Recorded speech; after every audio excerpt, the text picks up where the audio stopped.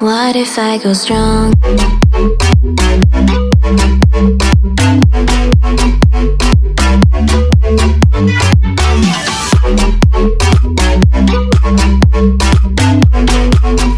Hey guys, today I did this super smoky holiday glam look for you. Something different than I usually do by doing super dark black all over my mobile lid. So if you guys want to know how I did this look, stay tuned. I started off by using the L'Oreal Pro Glow Foundation and my Miracle Complexion Sponge by Real Techniques. I wanted a little more coverage, so I used the Dermacol Foundation, and I just patted that all over the areas of my face that typically are more red, which is usually down in my little jowl area. Then using the Tarte Shape Tape Concealer in the color Fair, I put it all over underneath my eyes and all over my lids to prime my eyes. I wanted a really, really bright under eye for this, so that's why I used such a heavy amount. And also set it with the RCMA No Color Powder.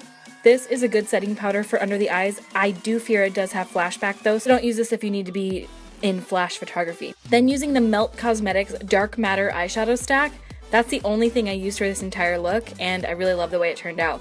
I started off by running the colors Blur and Enigma into my crease, just mixed together to give a nice transition. Then taking the Jumbo Eye Pencil from NYX in the color Black Bean, I run that all over my mobile lid and then blend out the edges in a downwards patting motion to really just soften the edge so that there's not that weird, harsh, chunky edge.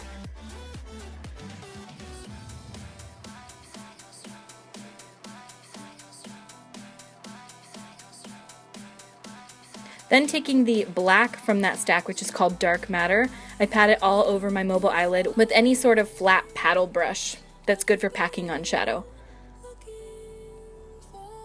Then to blend out the edge, I take Enigma and Blur on my brush and just run it together. This is the Zoeva Luxe Soft Definer brush, and I like it because it's a natural hair brush and it really blends well. So just continue blending the red shade up right above the black and right into it as well. Don't worry if the red gets down onto the black that we put on our mobile eyelid, because I'm going to pat some more dark black over that at the end so that it really deepens it back up. Then switching to a more defined brush, running that red right above the black so that it's nice and dense. This is a super blended look, so make sure that you're really blending throughout each step, because you want that red shade to be really dense near where the black is and then to really soften out. I also ran some of that Enigma color right underneath my lower lash line. Because I had been baking my face with the RCMA No Color Powder, I just wipe off any of the excess and then my face is nice and set. For mascara, I use the Smashbox Full Exposure Mascara. And it doesn't honestly matter what mascara you use, but this one is really good. This was my first time using it. It's just a little sample size, and I actually really liked the way that it worked. It really separated my lashes, made them look really long, and I feel like it's super, super black. I'll definitely be using this one again.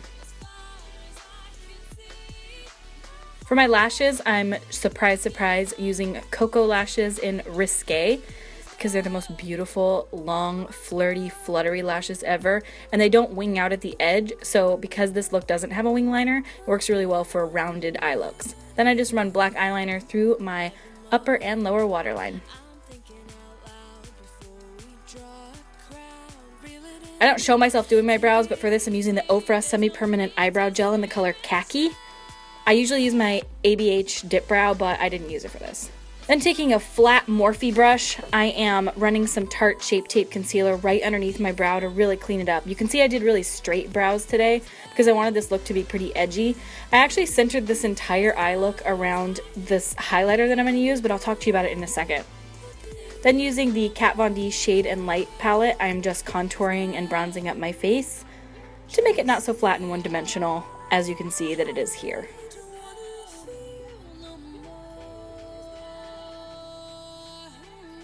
So I got these in the mail, which are the Artist Couture and Ourfa Zinali.